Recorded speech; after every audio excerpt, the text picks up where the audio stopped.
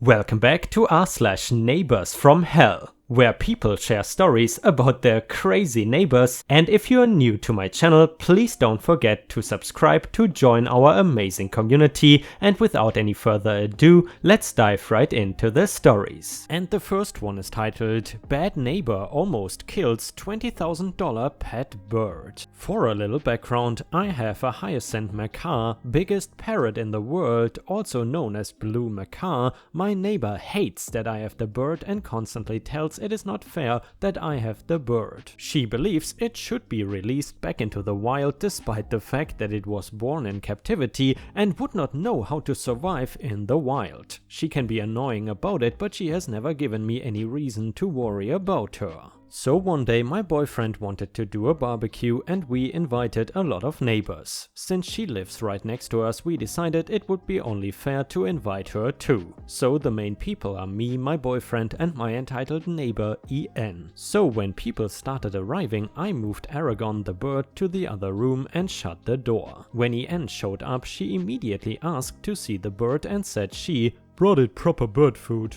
She brought a bag of sunflower seed mix. Sunflower seeds are bad for birds, really fatty. I told her that I cannot accept that because this kind of bird eats fruit, vegetables and nuts and I cannot give her that. She immediately got offended and said I was being ungrateful and I was going to kill my bird if I wasn't careful. I ignored her and just focused on the barbecue. She stopped talking about the bird for a while and then later in the afternoon I noticed she was missing for like 20 minutes, so I looked for her and I found her in the room with my bird and asked her what she was doing. To my horror, she had opened the window and was pushing my bird out the window. Honestly, surprised she didn't get bit. I screamed at her to stop and ran over to her, so she decided to grab my bird with both hands, and that is when she did get bit. And if you have ever seen a macaw, they can take a finger off if they want. My bird dug her beak so deep into her hand, I actually heard a crunch. Her response was to hit my bird. The bird fell to the ground unconscious and I honestly thought she was dead.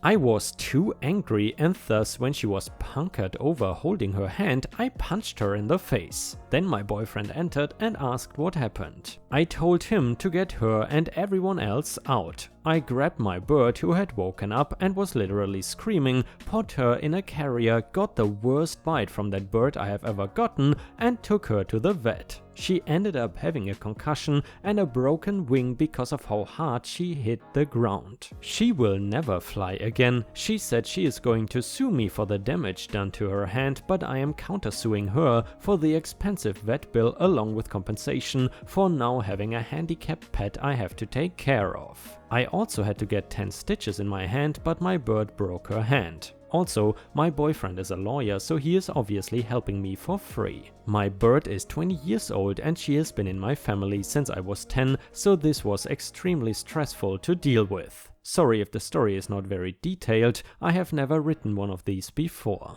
And then in addition, OP said, this type of bird can be a pet as long as it is born in captivity. Mine was born in captivity, so it is completely legal to have. Also, I don't recommend them as pets as they are wild animals. I have mine because my parents bought her when I was young and now she is in my care. Update to the story, so there's really nothing of importance I can say about the case. We are still waiting to hear about a court date. However, my bird is slowly starting to act like herself again. She is playing with her toys and screaming for attention like normal. She is a bit more nippy than she normally is, but mentally she is recovering faster than I thought. I really thought she was going to be traumatized for a while. She had a harder time adjusting when we moved houses, so I don't know. Mentally, she seems to be getting better. Her injuries, I won't know anything for a while. And guys, this story was posted just a few days ago, so this is the last update for now, but in case there are any future pet bird updates, I will of course read them in a video. I hope you understand.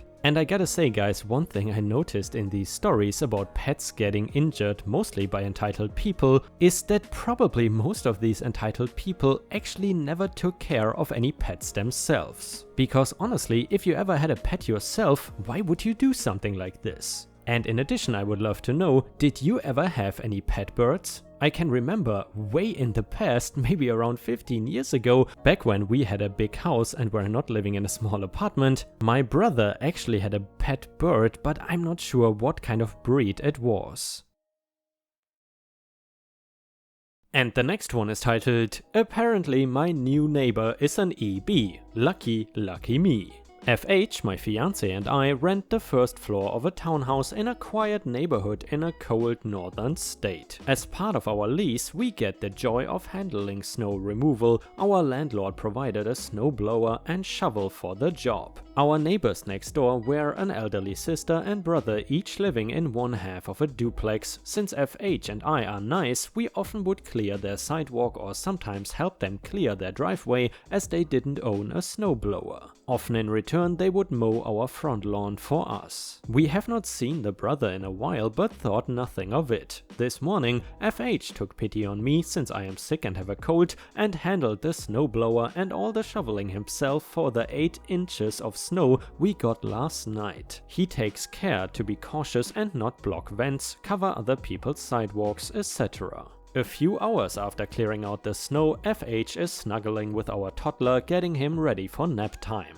And I am just starting to doze off in bed after a dose of Dayquil. I hear someone banging and hollering on our front door for Mike. No one lives here by that name. FH answers the door only to get immediately hollered at by a vicious troll. And by troll I mean a fat, short, grey-haired twat with textbook CBF, cat butt face, wearing black yoga pants, knit cap and a neon pink fleece with mismatched accessories. At this point I am groggily standing behind FH as this woman accosts him through our storm door about how he has blown snow all over my driveway and how he is covered my snowblower so she cannot get it out. Today FH only cleared our driveway and section of sidewalk, and after a few questions came to realize this troll had moved into one half of the duplex next door. Meanwhile, the troll continues to yell at FH about how he has to clear her driveway since he made such a mess of it. After telling her repeatedly he didn't go anywhere near her driveway, as evidenced by the half foot of snow she had to walk through on her own sidewalk to get to our front door. She realized that the tactic of demanding he fix something he didn't do wasn't working. So the troll changed tactics lightning quick to lonely old lady mode. Cue the big watery eyes and pouting about how she is all alone because her worthless son and his family won't help her, and how she doesn't have someone big and strong to help her. When that did not work, she switched to how frail and old she is, how she had broken her hip, her leg and her arm, and she has arthritis and she couldn't possibly get this snow out of her driveway on her own. Keep in mind, these rapid-fire changes happened over less than 5 minutes of conversation. FH, meanwhile, is standing in our freezing doorway in his pajamas, getting increasingly frustrated with the BS. At first it is simple denial of whatever she claimed, and then grey rocking at her sob story about her son, to finally settling on a quiet icy stare and then closing our door in her face. Eventually the troll realized she wasn't getting to get the free snow blowing she wanted, so she stomped off our porch and back to her duplex. Less than 5 minutes later we hear her get the snowblower going and see her blowing snow all over our previously clear sidewalk. It is a miracle she cleared her own driveway and did not break a hip or anything. I guess she's not as frail and helpless as she claimed. And by the way guys, sorry if there's now some weird noise in the background. It seems like every Wednesday or something, the place I am staying at, they do some type of cleaning, and it sounds like a motorcycle at first, but maybe it is like a water pump or something. Anyway, I am really sorry if you hear something in the background. Either way, if you have watched until here, please don't forget to like the video and maybe even post some star emojis in the comments if you want to support the channel. Thank you so much in advance. And this one is Entitled Mom tries to get me to open access gate for her, gets yelled at by daughter. My brother and I just moved to a gated community so I can be closer to my job and because it was far safer. In order to get in, you have to do one of two things. Number 1, have a window access sticker that scans and opens the gate. Number 2, or put in a special code in the code box that calls the resident and then they can press the button. An important thing to note is that there is 2 entrances to this community. One, the main entrance, is just a pair of gates that slowly swing open and close when the code is put in / your window sticker is scanned. The other, the private entrance, not only has the gate but also a barrier arm, like what you see at areas with restricted access, that lowers right behind a car so nobody can tailgate you. Since we are still waiting for our access stickers to arrive, my brother and I have to use our own codes to call our cell phones so we can punch in the number to let us in. A pain in the butt, but it is a huge improvement over the community we left behind. Normally I take the private entrance because it is right by my house, but on this particular day I had to use the main entrance so I could pick up a package that had been dropped off at the office, which is not far away from the main entrance. Well, I get to the call box and just as I am about to punch in my number, a beat up blue Subaru whipped around the corner and went right up to the gate. Said Subaru belongs to my neighbor's mother. Let's call EM Linda, and she has a bad habit of hanging by the sticker access port and waiting for someone to buzz her in. Because of how slow the main gate opens and closes, it is not unusual for more than one car to just buzz right behind someone with an access sticker.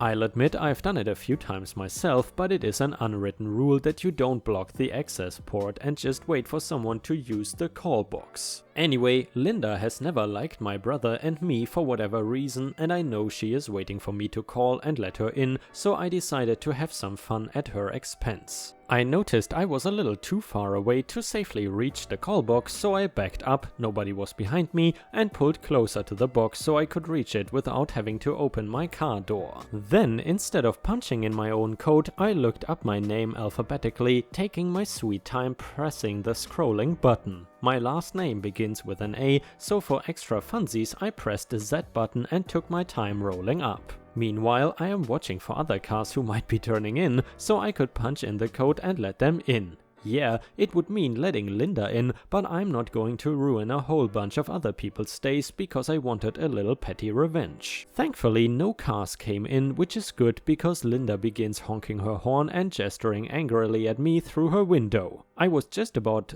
at my name when she leaned out her window and screamed, "Gringa estúpida, open the gate now." Now, I may not know a lot of Spanish, but hearing her call me that made me stop all thoughts of petty revenge. "I'm sorry, I'm at the wrong place," I shouted. I put the car in drive and did a hairpin turn that would have made a NASCAR driver drool and peeled out of there to the private entrance. I thought that would be the end of my encounter with Linda. Oh boy, I was wrong. I get in through the private entrance, pick up my package, and 10 minutes later I am pulled into my driveway when Victoria, my neighbor and EM's daughter, comes out to get her mail. We greet each other and chat for a few minutes about our days. I didn't tell her about her mother not wanting to sour Victoria's mood, as she is aware of her mother's behavior and is just as irritated as everyone else who's had to put up with Linda. Well, wouldn't you know it, here comes Linda Subaru. Linda pulls in and gets out. She sees me and points to me. "Thanks to you, I am late for dinner with my daughter and grandchildren."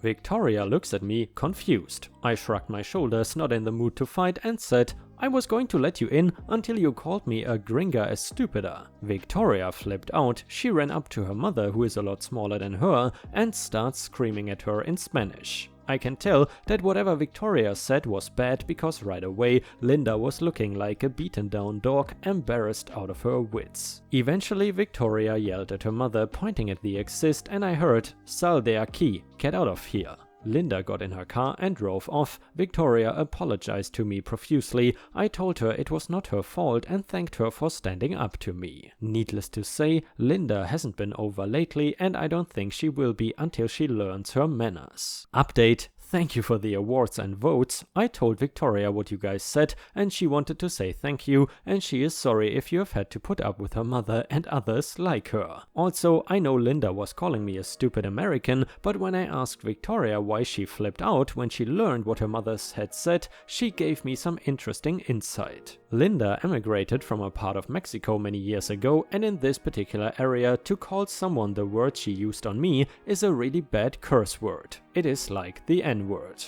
And the last one is titled Easements, Property Lines and Snow Removal, or rather, just throwing it in my driveway. My house is located in a line of row homes. Behind the row is an apartment complex. Between the complex and the homes is driveways for the homes leading up to our garages, a private alley and the back door to the apartment. When I first bought the house, all the neighbors talked about what a great neighbor the apartment complex was. Polite staff, and they plowed the alley when it snowed, which was pretty great because these private alleys are not plowed by the city, so some of the blocks that don't have to band together to pay for private snow removal. For the first few years they were great. Last year or two not so much. I think they may have had a change in management, but I'm not sure. Their staff have been parking more and more cars back there, to the point that even when they all appear to be parked legally, it can be impossible to navigate. Blasting their horns all day and routinely just parking right in the center of the alley, blocking traffic. When you ask them to move so you can get out, if they even acknowledge you, they just tell you to drive around to the other side. On more than one occasion they have done this while another employee was blocking the other side with another car. This time, however, they have achieved a centerpiece of assettery. Over the weekend we had Snowzilla, or whatever they are calling it. I was actually in Florida for a wedding and got trapped there for a few extra days by flight cancellations. When we arrived home, we noticed that snowplows had blocked the private alley across the street with a giant wall of snow, but our alley looked clear. Then we pull around behind our house and discover the apartment complex had cleared their parking spots and a narrow path for their cars to get through. And where did they put the snow? Two places: the entrance to the alley across the street and in all the private driveways of our home and the homes of our neighbors. The driveways belong to the homes, just pushed all their snow right over the property line and, per my neighbor, built a 10-foot tall glacier in a row of private driveways. I am not entirely clear on who owns the alley, but the houses with their garages predate the apartments by several decades, and the driveways are owned by the houses, so I assume that if the apartment complex owns the alley, there is an easement in place. I am not an easement expert, so I don't know what their responsibility would be for clearing a path for us, but I am damn certain that clearing their own parking spots by building a wall of ice on 10 different private driveways and the access to the alley across the street is a no-no. It is no longer a glacier, but it is still impassable by a car. I imagine my neighbors might have photos from when it first happened, which I will add later if I get them. My elderly neighbor on one side tells me it was much worse initially. She also tells me the elderly neighbor on the other side went over to the management office and read Management the Riot Act, but it obviously was not enough to get them to do anything about it. The melting was more intense in my driveway. It is near the center of the row, so it got more direct sunlight. To the left and right there are several cars trapped and engulfed in snow. Other driveways are empty. These neighbors were not home when plowtastrophe happened and are currently parked out on the street or area private lots. I am lucky that I am young and healthy enough to dig out. At least half of my neighbors are not though, with several having lived on the block since the 60s or 70s. One woman is in her 80s or 90s and has even lived here since she was a child. My initial response was to start digging myself out and piling the snow in front of the apartment's door, but my better half, plus a confused looking tenant trying to get in, made me realize that that was a terrible idea, so I cleared the snow from their door. We then spent the next half hour excavating a narrow path into our own driveway so we could park our car. It is too cold and icy right now, but tomorrow I am going to try to dig out my elderly neighbors. Their previous bad behavior seems like it might be unactionable or at least a massive PETA to pursue on their own, but this is over the top. all kinds of trespass, creating hazards, trapping the elderly, blocking roadways, etc. Any ideas what all us neighbors could do to get this mess cleaned up and or make sure it does not happen again? Mini update, the employees who were arriving are not here to clear the snow wall, they are moving refrigerators, obviously they are blocking the alley while they do it. Currently, the alley entry on the front side of the car is completely blocked by the snow pile at that end, so anyone who lives past that truck is stuck until they decide they are done.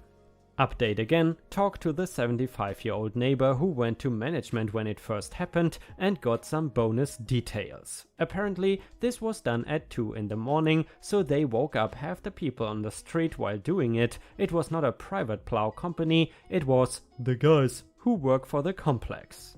Neighbor who talked to management the next day got told, It is what it is. when she pushed the issue further, they Promise to have the guys clean it up tomorrow. That was on Monday. Tuesday, all the guys were given the day off from work, so nothing happened. They are starting to arrive for work now, so we will see what happens today. One of my other neighbors dug out most of the remaining trapped neighbors this morning. I cleared out a space for the neighbors who were blocked out and parked in the street. Going to check on the status of my online 311 complaint now and then call them shortly. And a user in the comments said, well, time to trespass anyone not a house resident from the private alley. Maybe buy a sign saying private property for the alley entrance. I would get a tow truck number.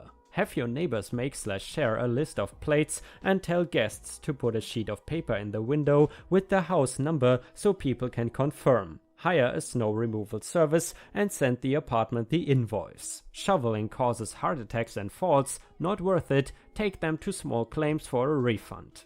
And guys, I would love to know, have you ever been trapped in your house because of snow? Let us know if you did.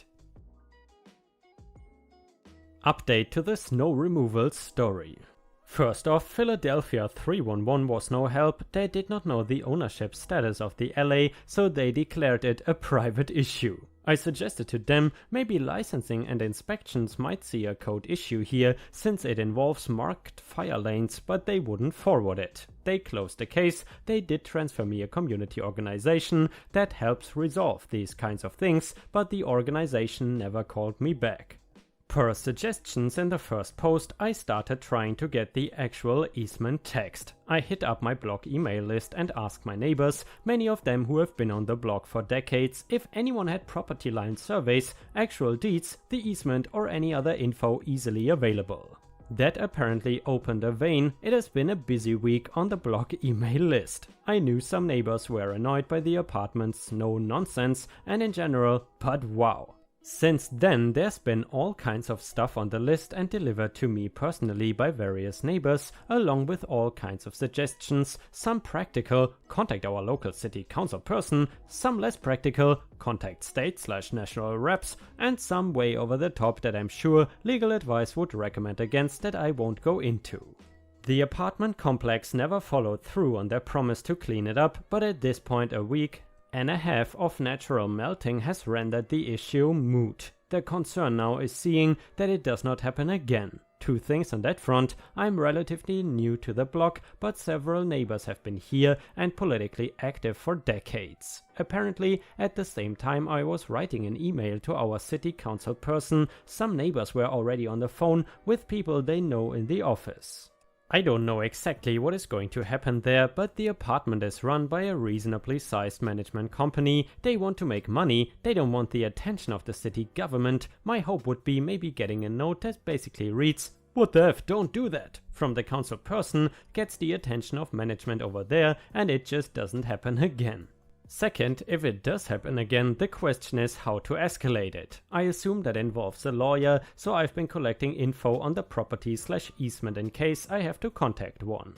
One of my older neighbors happened to have her original deed, which is older than my parents, and a second deed from some ownership changes a few decades later, both containing the property measurements and text of the easement. The language is arcane legal speak and I am not a lawyer, but the way I read it as basically says, every part gets to use the alley, including both exits to the street at all times till the end of time. I would think this infers No party can do something that inhibits the use of the other parties. Maybe there's a lawyer here who's not my lawyer and not offering legal advice who can offer a non-professional opinion of if I'm reading that right.